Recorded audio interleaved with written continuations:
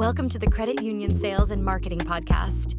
Your hosts, Bill McKenna, Paul Robert, and special guests discuss ideas for creating alignment in your sales and marketing efforts and ways to accelerate growth. Now let's get started. Welcome to the Sales and Marketing Podcast. I'm your host, Bill McKenna, and my co-host, Paul Robert. Say hello, Paul. Hello, Paul. We always start that way. We got to try something different. But yeah, let's keep going. How's things today? Going great, thank you. And man, we've got a great guest today, Bill. Let's get into it because we could probably do 2 or 3 podcasts with Susan. Susan Toalson, great seeing you. Love that we're reconnecting in this way. And modern technology is awesome, isn't it? That we can stay in touch like this. I Susan, agree. yeah. Thank you so much. You bet. Susan is the SVP, Chief Growth and Advocacy Officer at University of Illinois Community Credit Union in Champaign-Urbana, beautiful part of the country. Susan, thanks for joining us. Tell us a little bit about what that title means. It probably wins a couple awards for the longest title, most letters or something in the title, but what does it mean exactly, Susan? Oh, wow. What does that mean? That really means all things external engagement. So I originally came to the University of Illinois Community Credit Union about 15-ish years ago, and I was the director of the University of Illinois Affinity Credit Card Program. So I didn't know anything about finance, and I was fortunate enough to manage this product line with the U of I, with the Alumni Association and all aspects of athletics. In that early beginning, I learned a lot about finance. I actually became a financial coach and did a lot of financial well-being. I then became Chief Marketing Officer and then went to CUNA for about 5 or 6 years. So when I came back, I inherited, and here we are with this title, the University of Illinois, continuing to run that relationship, which I absolutely adore and very proud of the continued relationship that the credit union has with the university. Very, very important for our region. I also came in and stood up a brand new line for us. It's a banquet work program. We kind of flipped the script on the old school SCED program. It's called the Partnership Program. Started that about 5 years ago, and it is now accounting for about 30% of our new membership growth. We have now partnered with area businesses, large and small. Carle Hospital, which is a huge conglomerate in the country, was one of the very first ones that signed with us. And I'm really looking forward to talk more about what makes that program so special. Yeah. And I manage the mortgage program, mortgage department. We've done some really fun things with that team, and standing up a new vertical for us in commercial lending and also business services on the express side. So we're doing the commercial, over $2 million or more, but then also kind of really focusing on those new entrepreneurs and following our member needs in those loans under $100,000, and we're doing it in a very efficient way. And so that's the title. The advocacy portion is I'm very involved in all things advocacy with the league. I really learned the importance of that during CUNA. I sit on the QPAC board for the Illinois Credit Union League. I'm also on the foundation board at the Illinois Credit Union League. So I think advocacy is something that we cannot take for granted because there are a tremendous amount of hits that are coming to our industry. We just dodged a bullet for now with IFPA in the state of Illinois, and those relationships with your legislators are extremely important. Yeah, it's interesting that advocacy is part of what it's part of your title and part of your focus, Susan, because as the credit union grows, the movement grows, right? So obviously your first objective is to grow U of I Community Credit Union, but by extension, you're growing the movement too, right? Well, and as we grow in memberships, we're growing in constituents for our legislators. And as we know, some consumers still don't really understand that they can join and bank with credit unions. That also means your legislators really don't understand the important work that is being done for their constituents.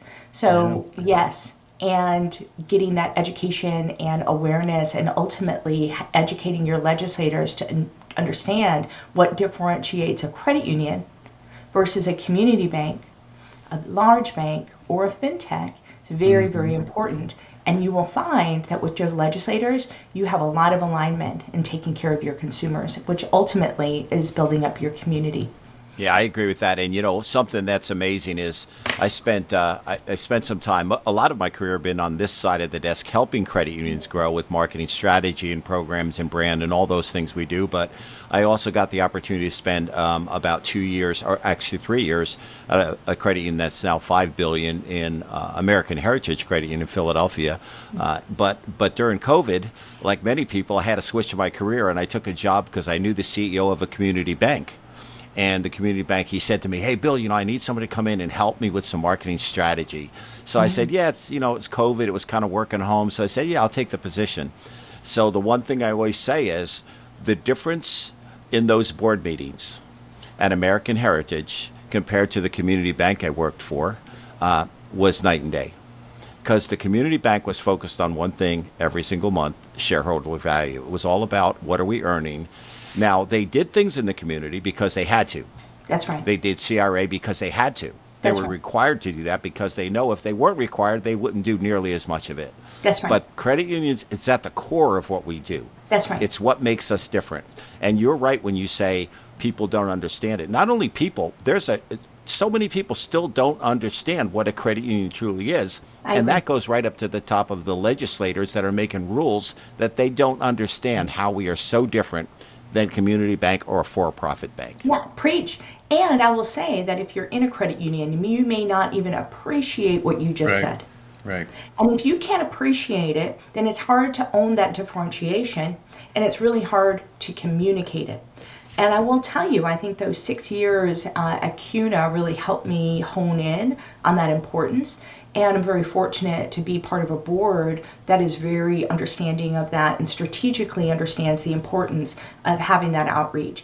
And admittedly, I mean, it is what helps us raise awareness. It's what ultimately helps us drive consideration, because that, from a credit union perspective, is our challenge.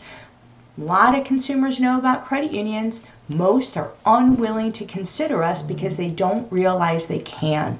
Right. Yeah. Susan, let's go with that a little bit, because I think that differentiation strikes at what the three of us bring to the table, right? Our three different perspectives. It's woven throughout all of that. How do you, or how much focus do you place on, hey, here's who we are, this is why we're different, this is why you should choose us? How much do you do that in your role, and then cascade it down across the organization? How much do your retail employees do that and talk to that and so forth? Can you shine a light on that for us, please? I'd love to. I'm fortunate to have a CEO that actually is very skilled in all things marketing and business development. And I think you're finding more CEOs coming from this line. And so that helps. I'm going to start with our rally call, say, do more good. And so everything we do is surrounding around this very simple principle of do more good. And when you talk and act in the way of trying to do more good for each other, for your members, for your community, while reminding your community that if you're talking to me, you can bank with me, that is where you really start to differentiate yourself. Now, the other part that you cannot ignore is the ease of technology. So you're going to find that our credit union specifically has put a tremendous investment in technology, because we also know there's a large segment of the population, especially millennials, Gen Z, that really don't want to have to deal with a person if they don't want to. But if you can have that same brand, that same sort of culture, we like to have this kind of this kind of moxie in our marketing. And if you see our Facebook and some of our things, we kind of own who we are, and we do things in a little bit more of an edgier way.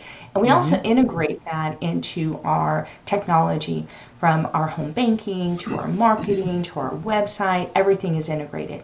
And when we show up in the same way. And I think that's what's really important. But it starts with what's your rally cry. So if we have this way of knowing our differentiation, knowing how we're taking care of people, harvesting those testimonials, and really encouraging our retail short side of the shop saying, tell us about those stories, tell us about what you do. We're going to celebrate you because it's awesome. And we're also going to go out and telegraph that so that others can see you. You know, so many times we like to call ourselves a trusted provider. Well, you know, you can't. We can't call ourselves a trusted provider, but our members can. Yeah, for sure. And so that comes back, and that's why I like this very simple rally cry of do more good, kind of to your point, Bill, cascades across everything we do.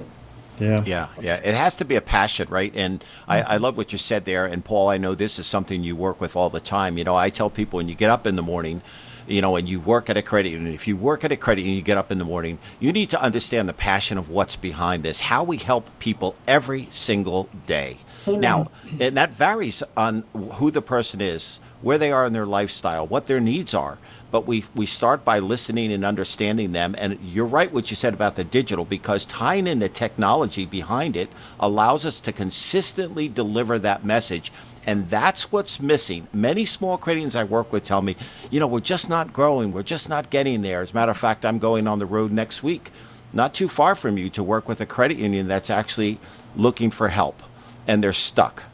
The reason they're stuck, I've already identified a bunch of reasons. But the truth is, they're not combining, their messaging isn't clear. They're not combining their ability to build frequency with that messaging.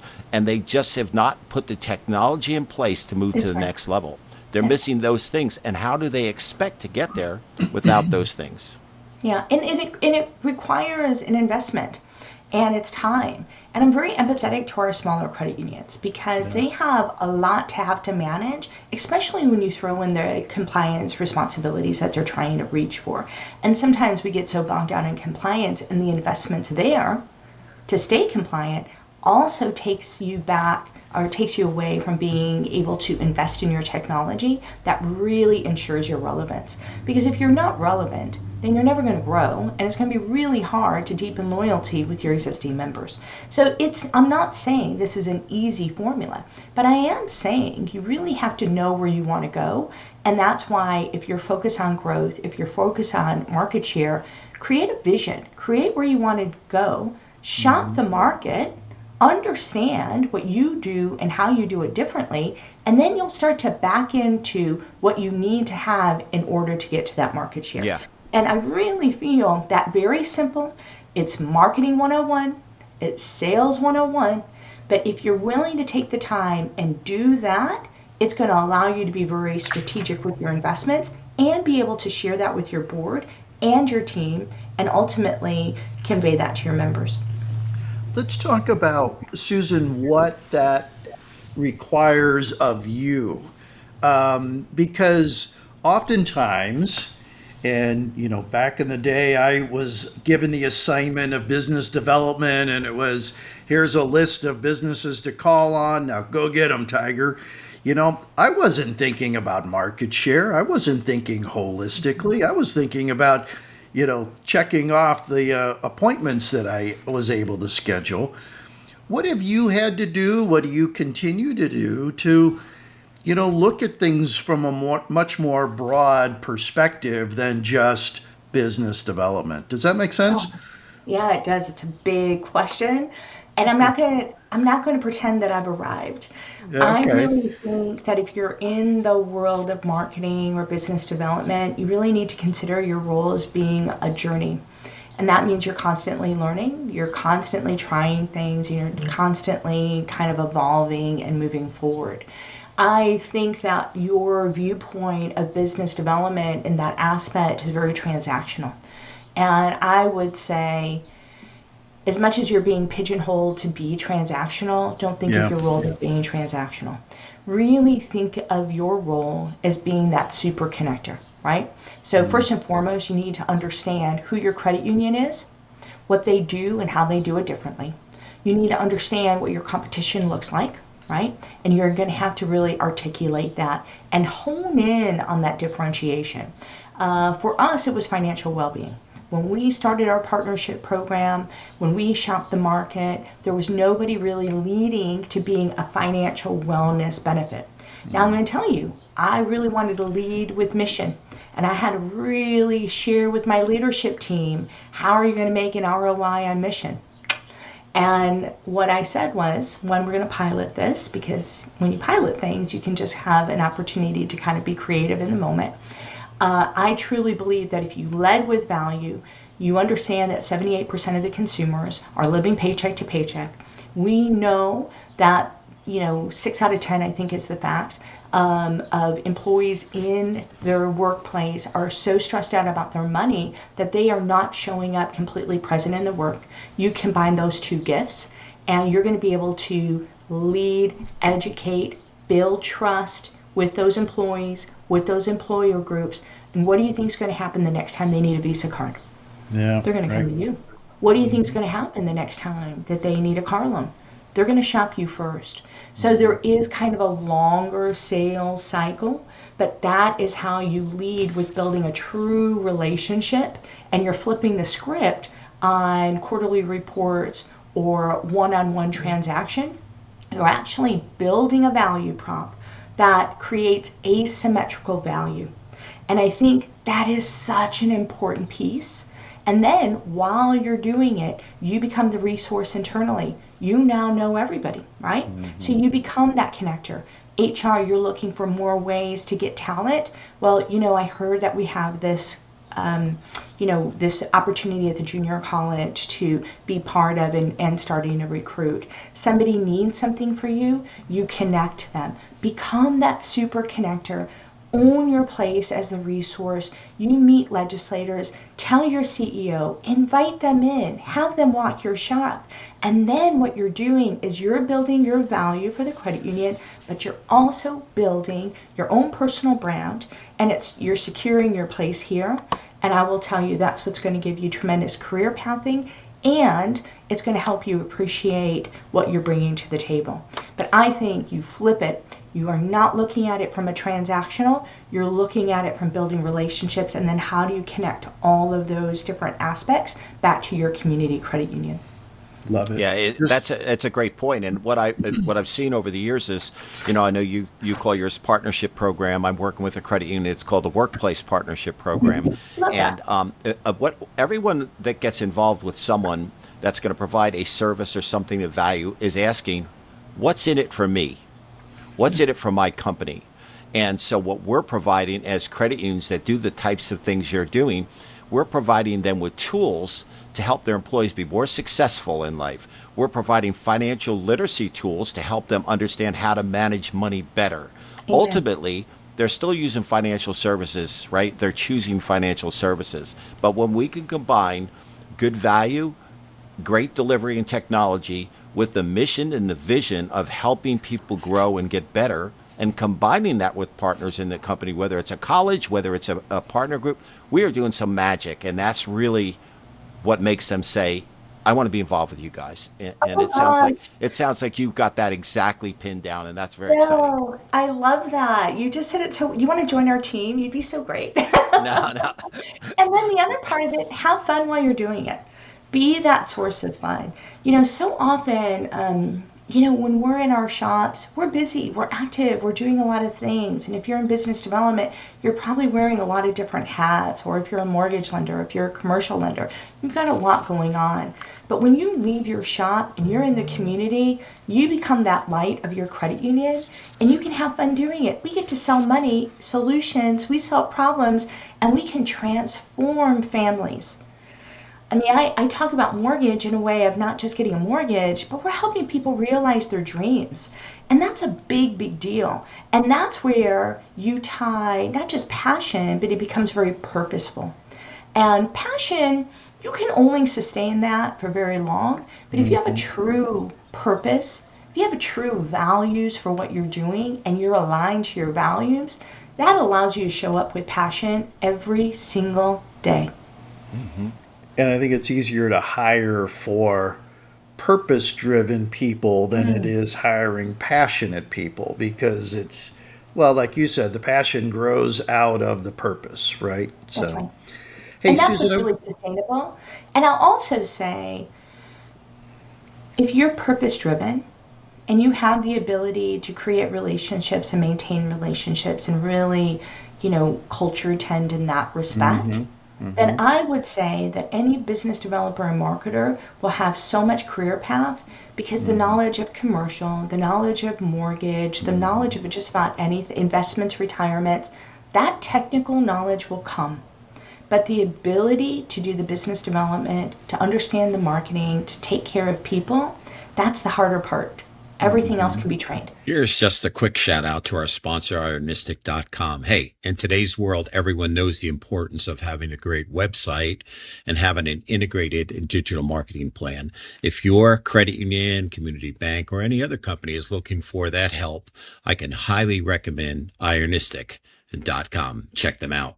Hey, to that, let's build on that because I think a lot of people that are going to be watching and listening to this, Susan, are maybe new into business development or, maybe they've been doing it for a while, but they've also been doing 2 or 3 or 4 other jobs simultaneously. They haven't been able to commit to it like some of us have been able to.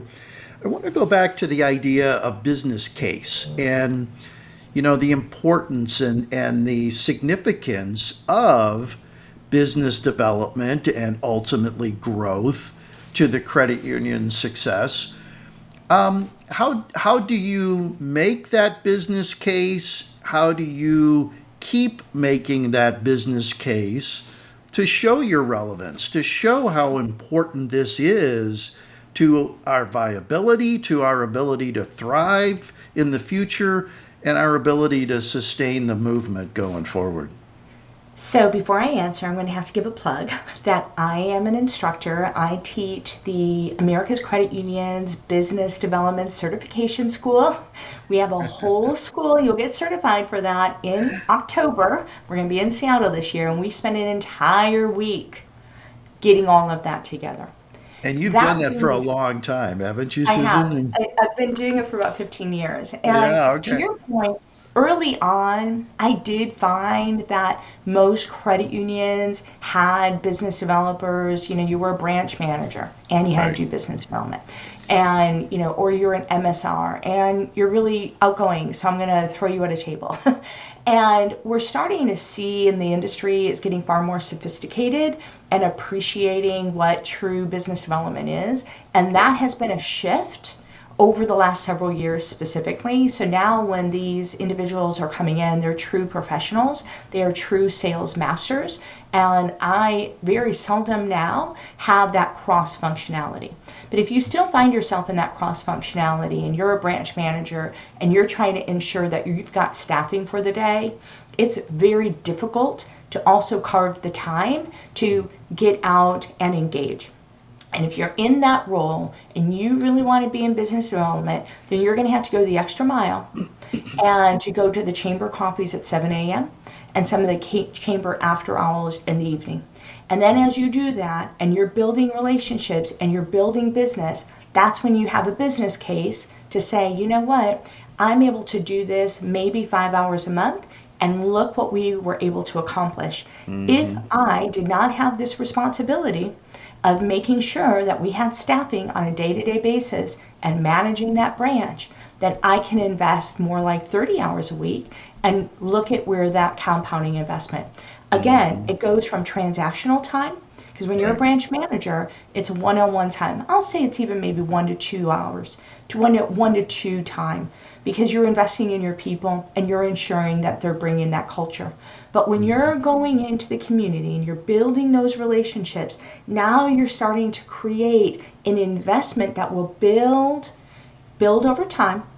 And so now you're going to have more people considering you. And that is where real growth comes in. But so many credit unions do not understand that we want to invest to increase your sales process. And that's what business development can do when they're aligned with marketing and they're all rowing in the same direction. Yeah, love that. It's all about bandwidth, right? 100%. It's all about bandwidth. We only have so much time in our days. And when we have multiple hats, which many credit unions, especially smaller credit unions, and I give them a lot of credit because a lot of these small credit unions have lots of hats they're wearing. It's not an easy thing to do. They're managing so many different things. But if you really want to get out there and you want to build relationships and you want to work the community, like I can tell you and I have a similar personality like that, getting out there, it takes time, and it does take time at night. It might take a weekend time. It might take an event. Like you said, it's going to the chamber mixers. It's doing the things to meet people and shake hands, or it's going to those groups and spending time with those groups you have, those partners. But you're right, and I think a lot of credit unions really struggle because it's all about bandwidth and the responsibilities. And they think a lot of CEOs understand they need a sales team. That's right. Paul and I have talked about this nonstop. You need people that are selling. Cross-selling's fine, but you need people that understand nothing happens without something getting sold. No, and you need both. I mean, I am so classically trained from a sales perspective. Everything I think about is, are we building awareness? Are we then taking it to that next level of consideration? Are we actually now at the point where we're converting?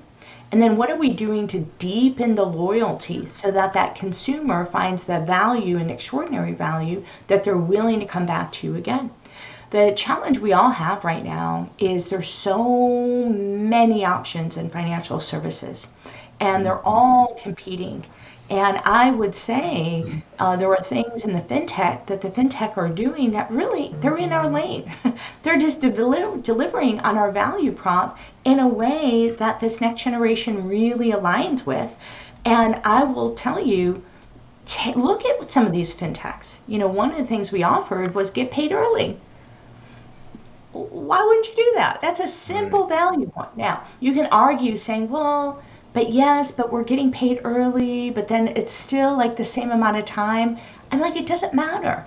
That's a very easy value prop that you can give. A consumer feels like we're taking out the float. So if you get a paycheck or a tax return or any other check and you're getting it as soon as we have it, that's a huge value prop. And that's not, I mean, what's the investment in that? Having your operations team maybe looking at monitoring some of those ACHs, but it's really looking at some of the fintechs and realizing they're in our lane, and I refuse to lose to a fintech. And that's kind of where we are. That's our mantra. Yeah, and we're here. You know, we're not making a decision in Pittsburgh. We're making decisions in Champaign. So when I'm sitting with you and we're looking at a football game, people know if there's a problem, they come to me, they come to us. It's not like we don't make mistakes, and we take care of it. Try doing that with a fintech. Yeah, right. And us being able to do that requires looking at the business differently, right, Susan? Stepping outside of our box, not adhering to the "we've always done it this way" mentality. That's an important part of creating the process that you just identified. Well, yes, and inviting everybody at the credit union to join To be your business included. development. And we say that all the time. I think some of your best business developers are your tellers. And they often, we don't value them enough because they're spending more time with our members than a lot of us do. Yeah. And so when you can empower your staff to say, yes, we're out there, you're doing it too. When you're on the baseball benches, when you're out shopping, be that representative. But that only comes from if you've got somebody that is bought into your culture, feels the same sort of purpose, that will be that positive light when they're moving out. So, you know, everything we're doing in business development is just amplifying the good work we do on culture. And I will tell you, credit unions do a phenomenal job of culture building. So now when you can kind of activate that and take it out, we're all winning. Hey, I want to follow up on that a little bit, Susan, because, there's, as you just established, business development has to work with everybody, but you really have to work tightly with the retail team, right? Because you're driving business in their door, either physically or online or on the phone. It doesn't matter. You're driving business in the door.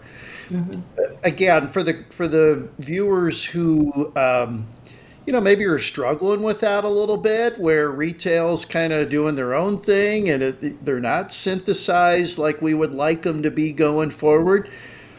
any words of wisdom, any advice on how to really bring BD and retail together and work hand in glove like they need to be optimally successful? Yeah, I love that. When we launched our partnership program, our very first company we signed was us. Ah, Because if we understand that 78% of consumers are struggling with their finances and living paycheck to paycheck, that means all of us too. yeah. So it allowed us to share with our team so that they were able to see firsthand what we're doing out. And then we're not in competition with them. We actually share a new member report on a weekly basis, and we talk about all the different members that are coming in from our said groups that we've signed.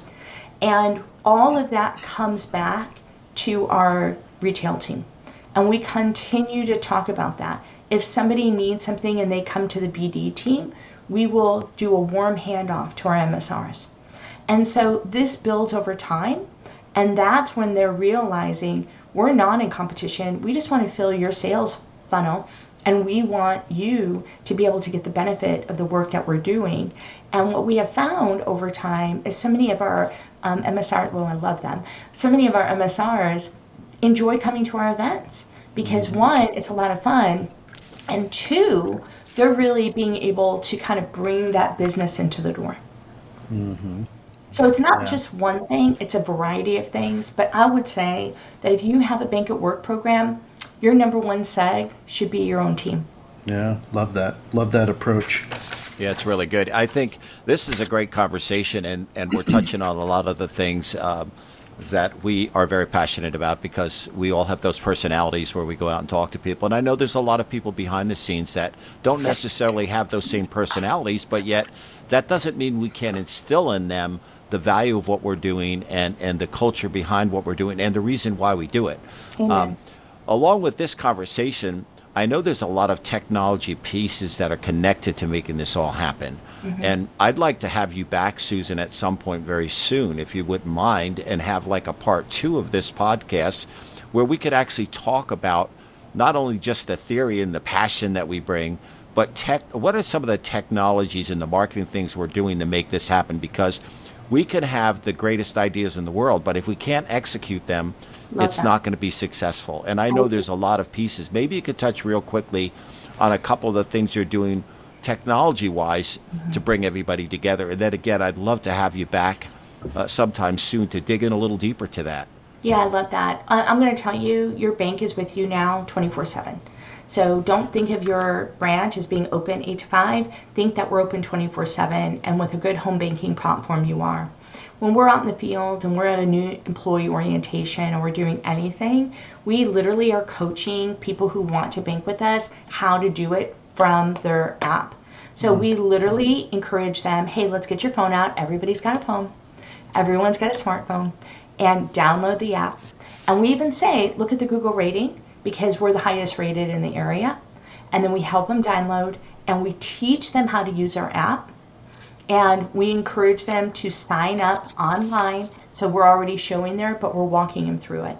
That walking through and showing them all the features while saying, and here's my contact information, I'm here for you. We've already alerted our member experience team that's building memberships on the back. So we're making things very fast.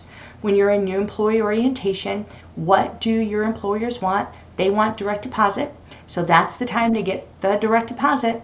And you're teaching them, you're doing it all right there. It takes about 15 minutes per individual, maybe 20. And then you're off and racing and somebody's got that back end. We're building their membership. It's a win-win and they're off the races. And they've got a direct contact if they need anything else. Yeah. Very simple. There's a little more to it, but at a very high level, that's how we do it. And we are committed to using our technology and teaching our new members on how to do that.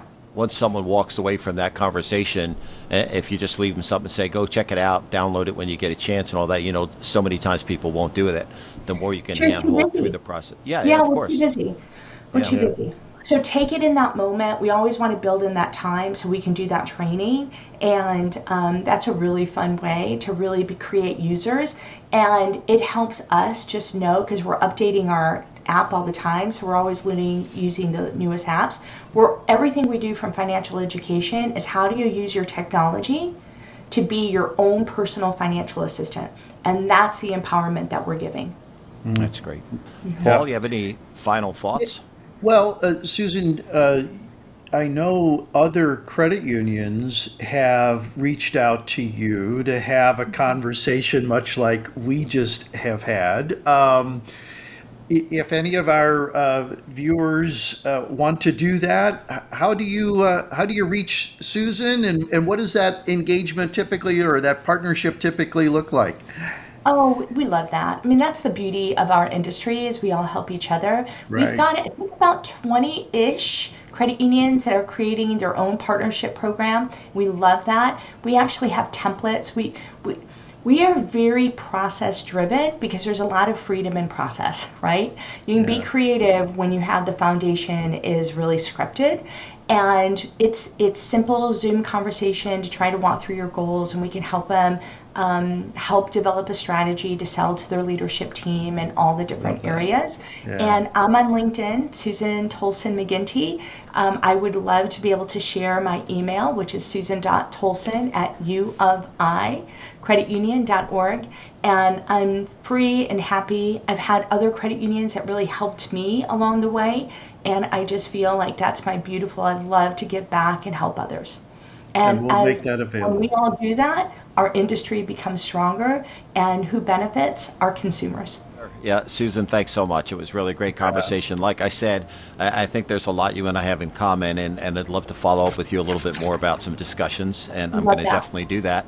And then I'd love to get you back again soon, because I think we've only scratched the surface. I really love the idea of us digging in a little deeper to some more specific things that maybe people are struggling with. So, and again, anyone who's listening, viewing, you know how to reach us. At the podcast, and certainly on LinkedIn, and you'll see those posted on a regular basis. So if there's anything we can do, Paul or I, we'd love to speak to you as well. Thank you, and thank you for providing this service and resource back to the industry. You guys have been terrific. Thank you so much for the time. Thank you. Thanks, Susan. Great seeing you again. Take care. Catch everyone soon. Bye. Bye-bye.